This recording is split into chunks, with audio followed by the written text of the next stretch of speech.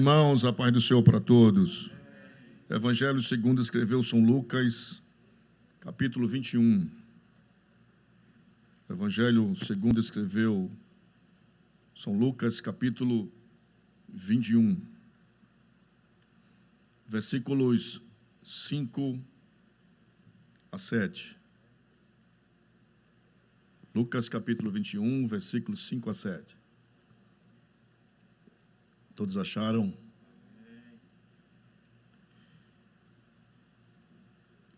E dizendo alguns a respeito do templo, que estava ornado de formosas pedras e dádivas, disse: quanto a estas coisas que vedes, dias virão em que não se deixará pedra sobre pedra, que não seja derrubada. E perguntaram-lhe, e disseram: Mestre, quando serão, pois, estas coisas?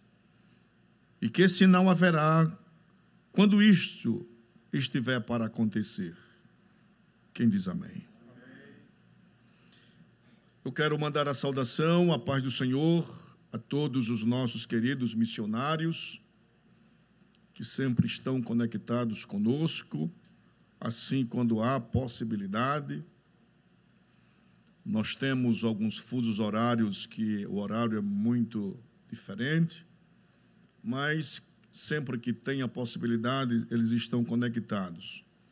Quero louvar a Deus pela vida da irmã Creuza, aqui que congrega conosco no Farol.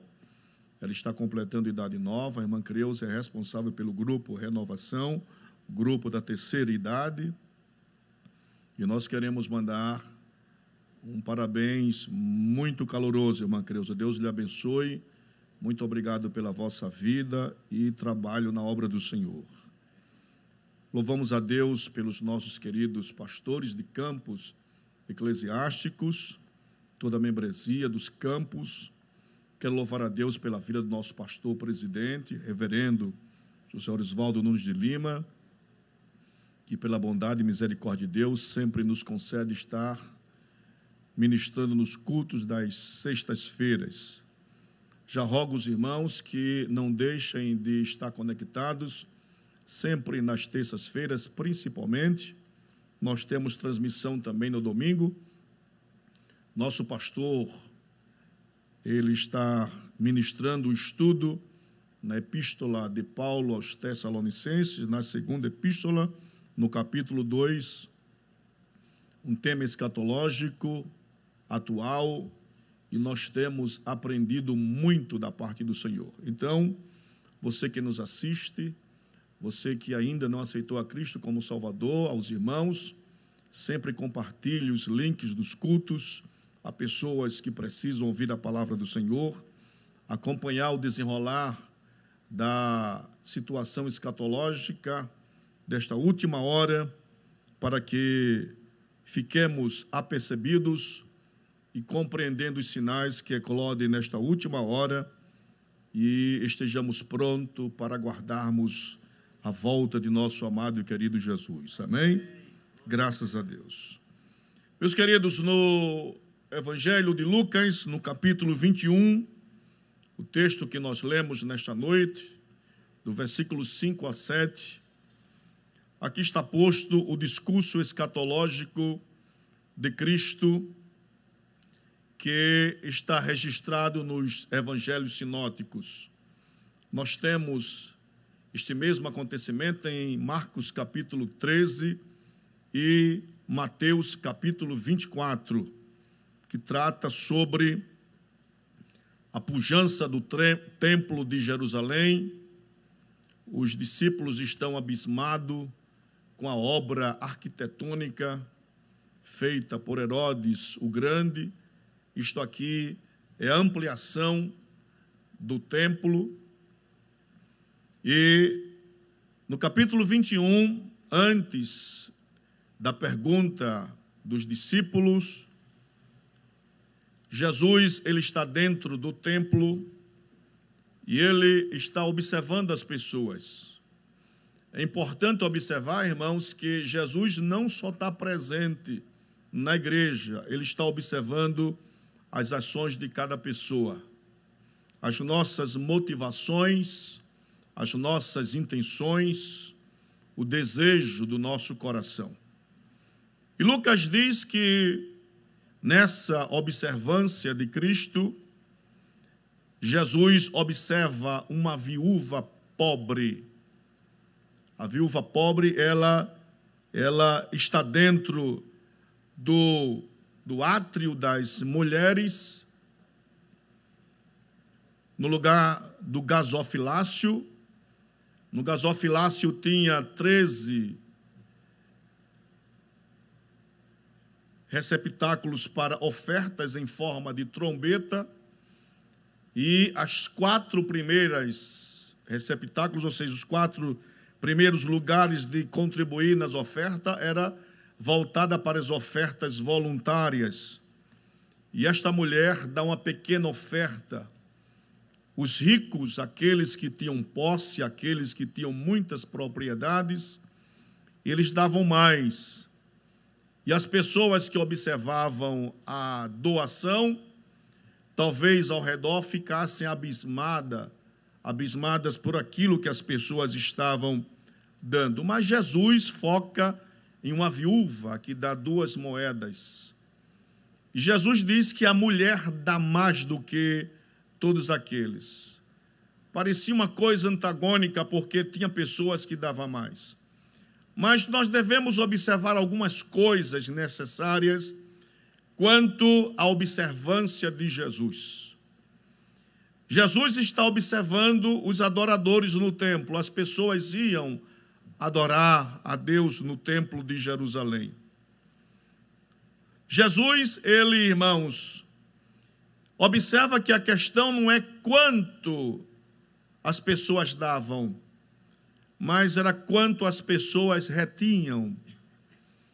Geralmente, aquelas pessoas que estavam dando alguma coisa, dava do que tinha. A mulher deu o que tinha. A viúva pobre, ela dá porque ela sente a necessidade. Aquelas 2 moedas era 1/16 do denário, que só dava para comprar o necessário para aquele dia. Logo, eu entendo que se a mulher vai dar a oferta, ela fica sem nada para se manter naquele dia. Jesus olha não a porção, mas ele olha a proporção, irmãos.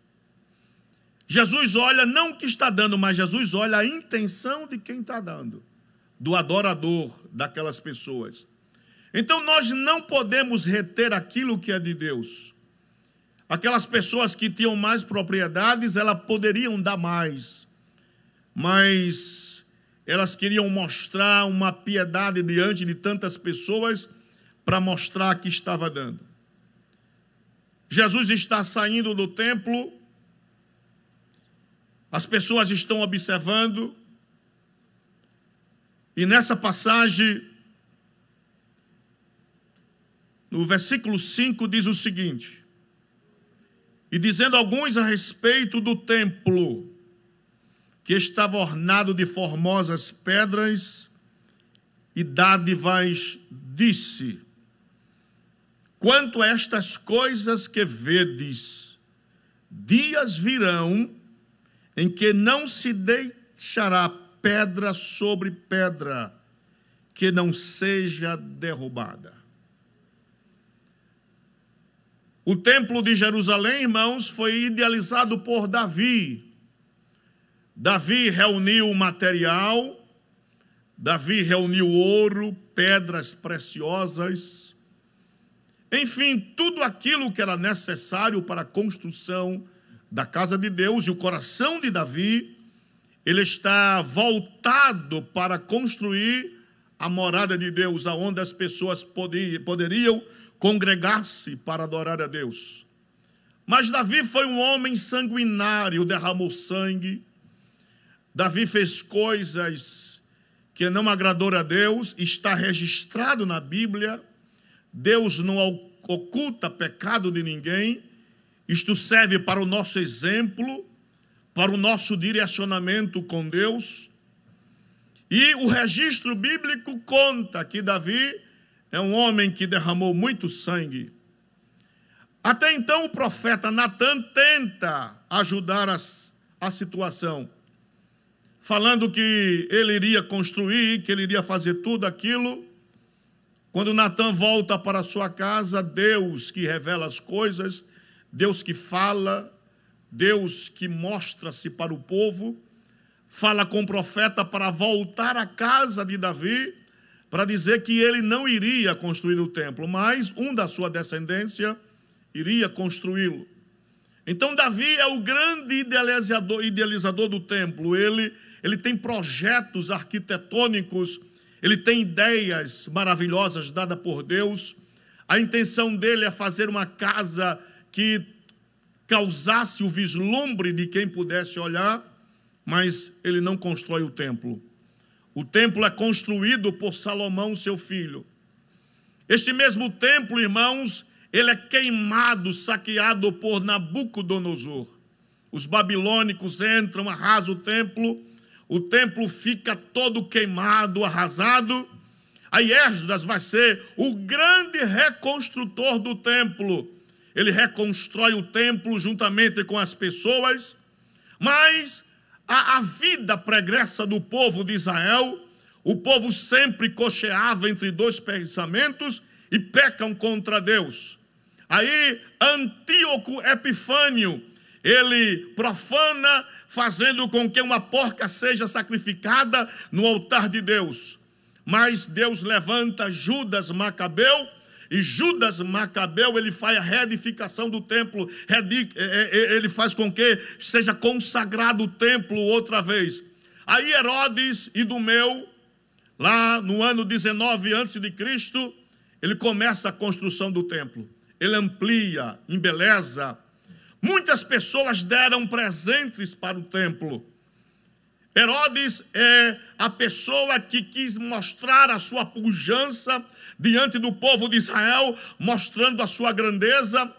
Ele manda trazer pedras de mármores, que segundo Flávio Joséfo, essas pedras eram grandíssimas, e entre as pedras ele colocou ouro puro nas pedras. Ele era tão pujante que ele deu um cacho de uva do tamanho de um homem, que as uvas daquele cacho eram do tamanho de uma melancia toda batida em ouro. Então as pessoas que viam se deslumbravam com isso, ficavam estarrecidas, estataladas com a grandeza do templo. Flávio Joséfo disse que olhar o templo de longe era como olhar um monte coberto de neve, porque o sol, quando incidia sobre aquele templo, era uma coisa esplendorosa. Então os judeus tinham orgulho do templo de Israel. Glórias a Jesus. Esse templo foi construído para adorar a Deus. Apesar da mostra política de Herodes o Grande, apesar do seu orgulho de homem em querer mostrar o poder através daquilo que ele queria fazer e realizar, na construção desse templo ele contrata 1000 levitas e treinam todos eles para que eles servissem de pedreiro na construção do templo. Então o templo era uma coisa formosa, magnífica, dividida nos seus átrios, e lá no fundo o Santo dos Santos. Mas Jesus aqui, irmãos, ele olha para o questionamento que se faz e diz: nesse templo não ficará pedra sobre pedra. Se nós observarmos a história bíblica, nós vamos entender que os acontecimentos que antecedem as grandes catástrofes dentro de Israel, nós vamos entender os porquês de tudo isso. Se os irmãos podem lembrar, a ida de Jesus desde uma aldeia de samaritano, em que Jesus sai de Samaria e percorre toda a Pérea. Alguns acontecimentos são pontuais deste percurso. Jesus está indo para Jerusalém porque, segundo Lucas capítulo 9, versículos 51 a 53. Por favor, vamos lê-lo. E aconteceu que, completando-se os dias para a sua assunção, manifestou o firme propósito de ir a Jerusalém. Mandou mensageiros diante da sua face, e indo eles, entraram numa aldeia de samaritanos, para lhe prepararem pousada, mas não receberam, porque o seu aspecto ou o seu semblante era como de quem ia a Jerusalém. Aí começa a peregrinação de Jesus pela Pérea. Ele vai caminhando para Jerusalém, porque se aproxima o dia da sua assunção, aonde ele ia ser escarnecido, martirizado, crucificado pelos pecados de toda a humanidade. O mesmo Lucas, no capítulo 19, glória a Jesus, Lucas 19, Lucas registra o seguinte, Lucas 19, versículos 41 ao versículo 44. E quando ia chegando, vendo a cidade, chorou sobre ela, dizendo: ah, se tu conhecesses também, ao menos, neste teu dia, o que a tua paz pertence, mas agora isto está encoberto aos teus olhos. Porque dias virão sobre ti, em que os teus inimigos te cercarão de trincheiras, e te sitiarão, e te estreitarão de todos os lados, e te derrubarão a ti e aos teus filhos, que dentro de ti estiverem, e não deixarão em ti pedra sobre pedra, pois que não conheceste o tempo da tua visitação, em outras palavras, o tempo da tua oportunidade. Glórias a Jesus. Então, no desenrolar da história, irmãos, o que vai acontecer com Israel é fruto dos pecados do próprio povo. Lá em Mateus, capítulo 27, versículos 22 a 25. No julgamento de Jesus perante Pilatos. Ouçam-me o que acontece. E disse-lhes Pilatos a todo o povo que estava no julgamento: que farei então de Jesus chamado Cristo? Disseram-lhe todos: seja crucificado. O governador, porém, disse: mas que mal fez ele? E eles mais clamavam, dizendo: seja crucificado. Então Pilatos, vendo que nada aproveitava, antes o tumulto crescia, tomando água, lavou as mãos diante da multidão, dizendo: estou inocente do sangue desse justo, considerai isso. Pilatos tinha o poder, irmãos, de poder acabar com a situação.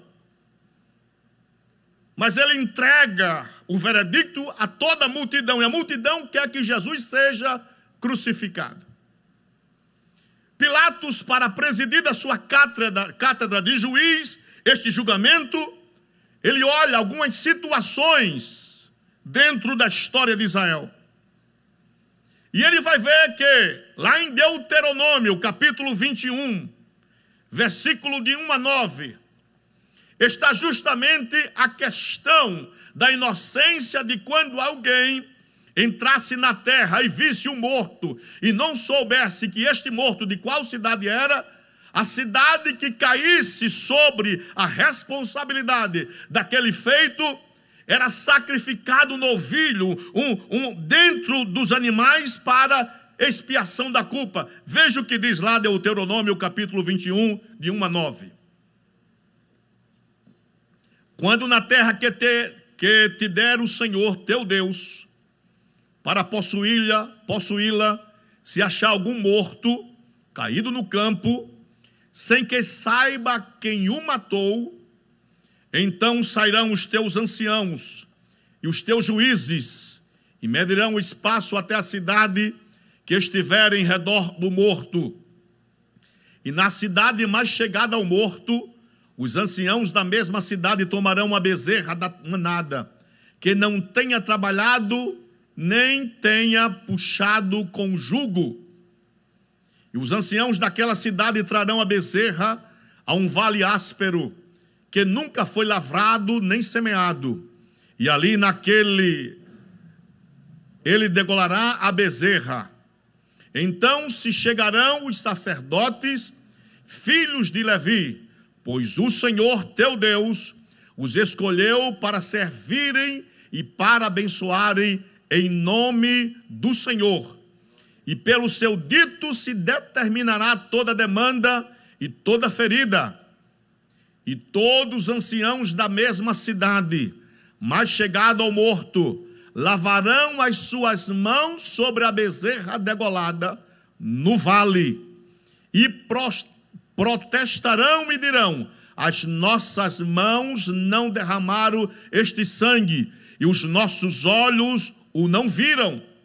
Sê propício ao teu povo Israel, que tu, ó Senhor, resgataste, e não ponhas o sangue inocente no meio do teu povo Israel, e aquele sangue lhe será expiado. Assim tirarás o sangue inocente do meio de ti, pois farás o que é reto aos olhos do Senhor.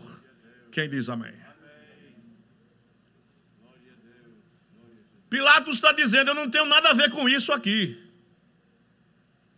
A decisão, a tradição é vossa. Então eu vou lavar as minhas mãos. Lê de engano, Sofia. O peso está sobre as costas de Pilatos. Ele é o governador.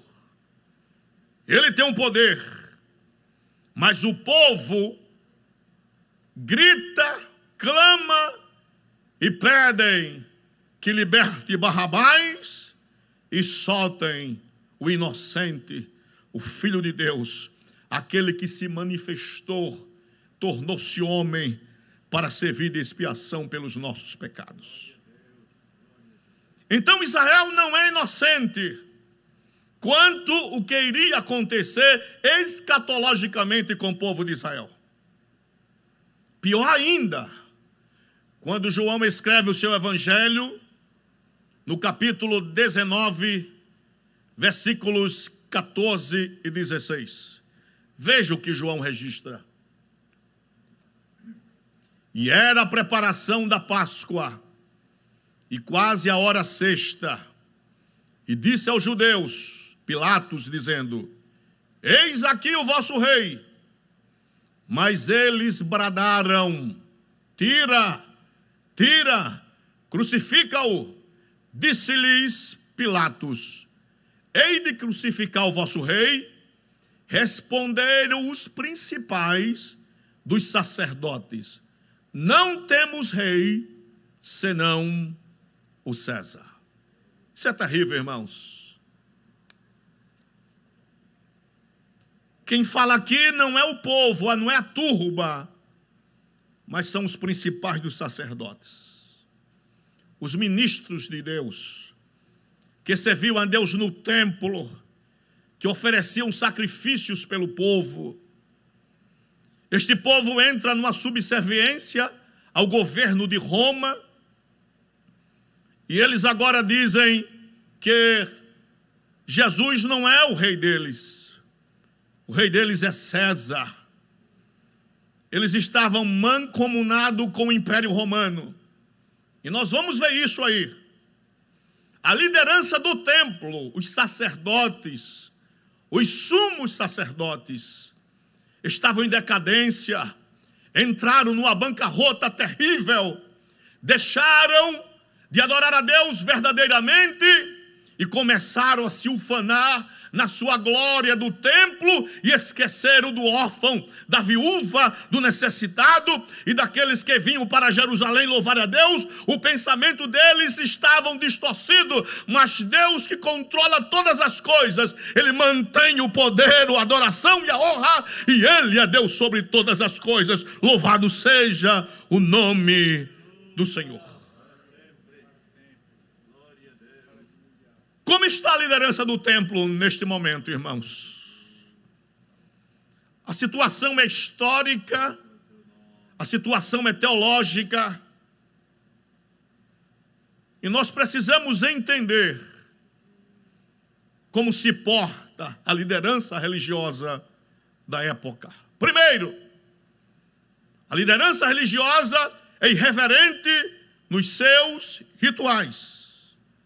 Lucas capítulo 19, versículos 45 e 46. E entrando no templo, começou a expulsar os que nele vendiam e compravam, dizendo-lhes: está escrito, a minha casa é casa de oração, mas vós fizeste dela covil de salteadores. Essa linguagem aimane, irmão, ela vai abrandar o termo, mas a linguagem é covil de ladrões, de pessoas que não estão preocupadas com o sacrifício, elas estão preocupadas com lucro. Os sumos sacerdotes, mancomunados com os sacerdotes, a fim de usurparem do povo que vinham a Jerusalém adorar a Deus, corromper os rituais e ficaram irreverentes na disposição da adoração a Deus. Jesus disse: a casa de meu pai é casa de oração, não é casa de ladrões, não é casa de mercadejar situações. A casa do meu pai é onde as pessoas vêm adorar o seu nome, porque Ele está entronizado entre os querubins da glória. Glórias a Jesus. Todos nós, quando estamos na casa de Deus, nós temos que ter o principal objetivo de adorar e reverenciar o nome do Todo-Poderoso. Então, a liderança é irreverente nos rituais. Segundo, a liderança é corrompida na ética. Lucas capítulo 20, versículos 45 a 47.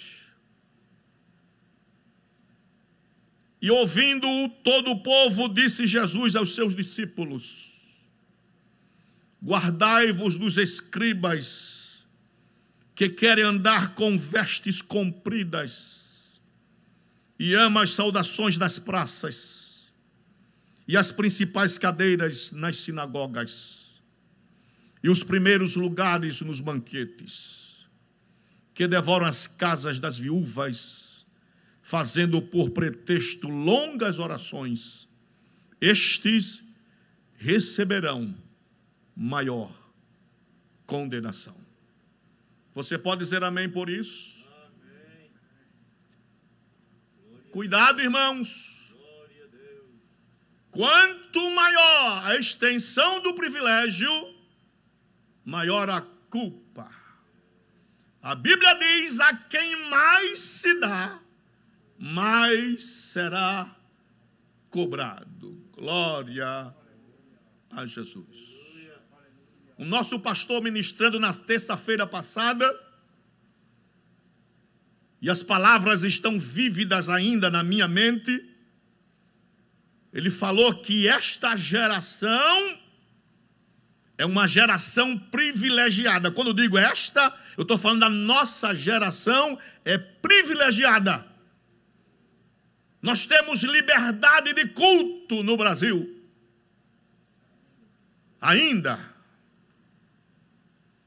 Nós temos o privilégio de poder vir aos cultos nos círculos de orações. Temos.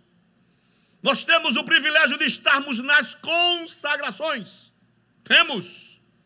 Nós temos o privilégio de poder vir ensaiar dentro da igreja.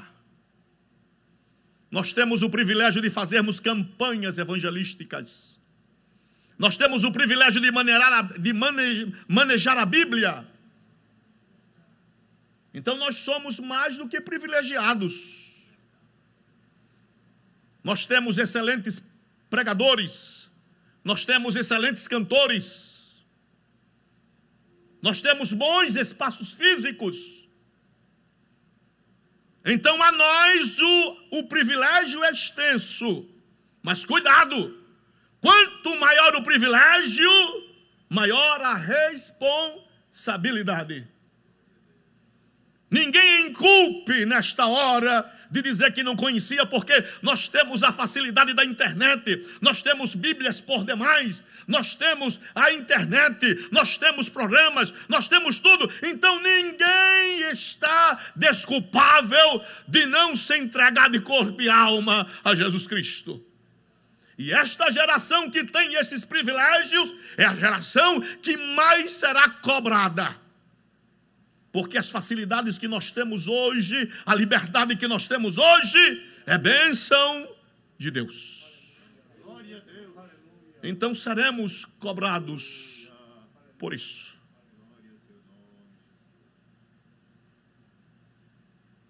Um povo corrompido na ética.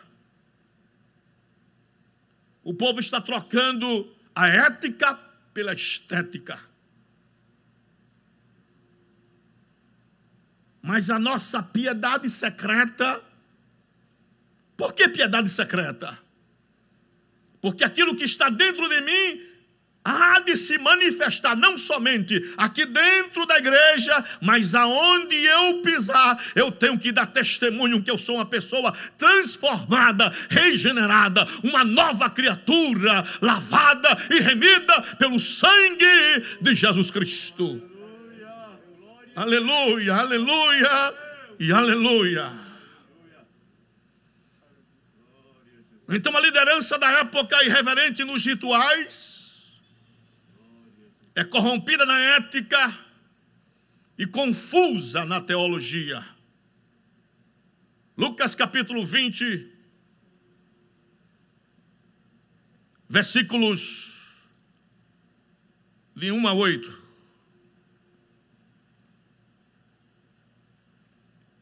E aconteceu num daqueles dias, que estando ele, Jesus, ensinando o povo no templo e anunciando o evangelho. Irmão, Jesus só anunciava o evangelho. A igreja não precisa de fazer artimanhas. Eu já falei que quando Pedro, no dia de Pentecoste, depois que desceu o Espírito Santo, a pregação de Pedro foi sobre Jesus crucificado. Então o evangelho, ele está centrado na pessoa de Cristo. Nós temos que pregar a Cristo, nós temos que evangelizar a Cristo. As músicas têm que enaltecer a Cristo, a nossa pregação. Jesus está pregando no templo o evangelho. Sobrevieram os principais sacerdotes e os escribas com os anciãos, a nata do templo, os doutores da lei, os intérpretes da lei, e falando-lhes dizendo: Jesus, irmãos, ele é tremendo nas suas respostas. Talvez se fosse um de nós, logo o nosso ímpeto iria dizer a pessoa aí que você não tem nada a ver com isso aqui. Não, mas Jesus, ele é clássico, Jesus é categórico, Jesus, irmãos, é tremendo, glórias a Jesus. E respondendo ele, disse-lhes: também eu vou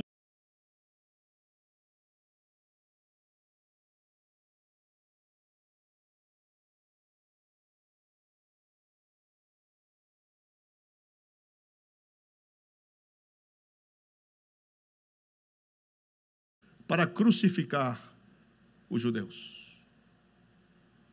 Joséfo diz que os romanos pegavam as crianças de peito e matavam dentro do templo. A carnificina era terrível. O sangue dava no freio dos cavalos.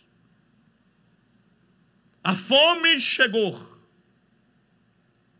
Muitos judeus pegaram as sandálias de couro e cozinharam para comer, porque não tinha comida. Beberam a própria urina, porque as fontes foram fechadas. O que eles pediram foi carimbado, registrado e aconteceu na íntegra. 19 séculos que os judeus sofrem. 19 séculos. E nós estamos diante de uma geração caótica, que diante de tantas circunstâncias, de vez chegarem mais a Deus, não fazem. As pessoas nesta pandemia deveriam estar em casa lendo Bíblia, orando ao Senhor, consagrando a Deus, mas muitos não fazem isso, pastor Augusto, não fazem. E Deus apertando o parafuso. Jesus está às portas. Os sinais eclodem cada vez mais. A impiedade campeia. Mas Jesus ainda tem 7.000 que não dobraram seus joelhos nem beijaram a Baal. Aproveite, meu querido, que está ouvindo a palavra do Senhor nesta noite. Aceite Jesus como Salvador. O juízo é iminente. Jesus está voltando. Jesus está voltando. Maranata, ora vem, Senhor Jesus. Maranata, ora vem, Senhor Jesus. Maranata, ora vem, Senhor Jesus.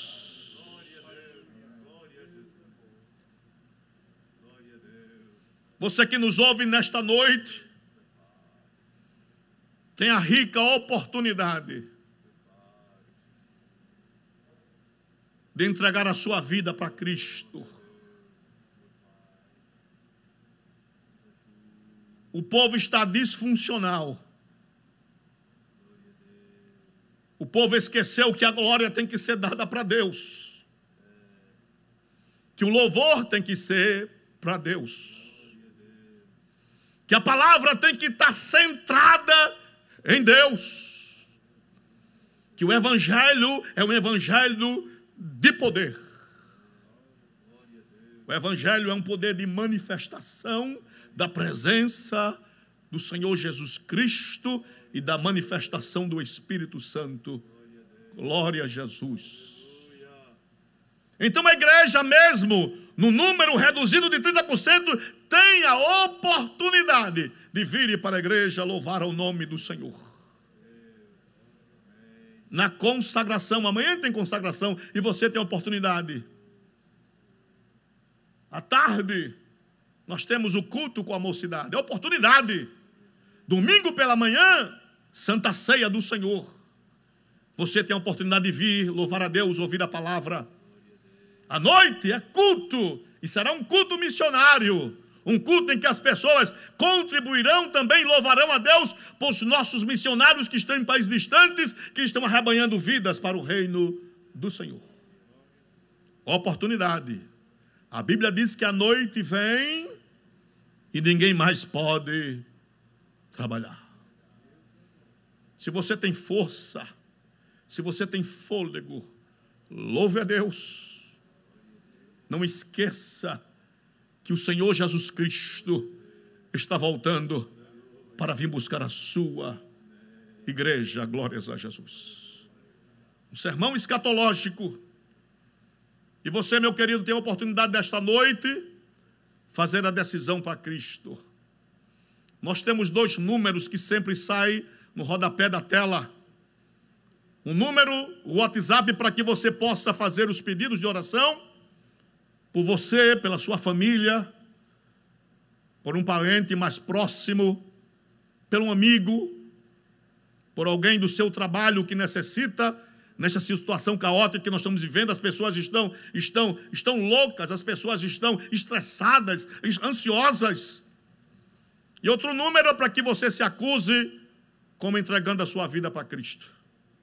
Que nesta noite o Senhor Jesus Cristo, Ele possa tocar na tua vida e você possa aceitá-lo como único e suficiente Salvador. Vamos ouvir o nosso ministério de louvor, louvar a Deus. Enquanto isso você vai refletindo, você vai pensando na sua vida, na situação que você vive, e que você nesta noite, você possa entregar a sua vida para Cristo. Se você assim o fizer, nós queremos orar por você. Coloque o seu nome, nós queremos orar por você, pela sua família, para que o Senhor Jesus te ajude em todas as coisas. Amém?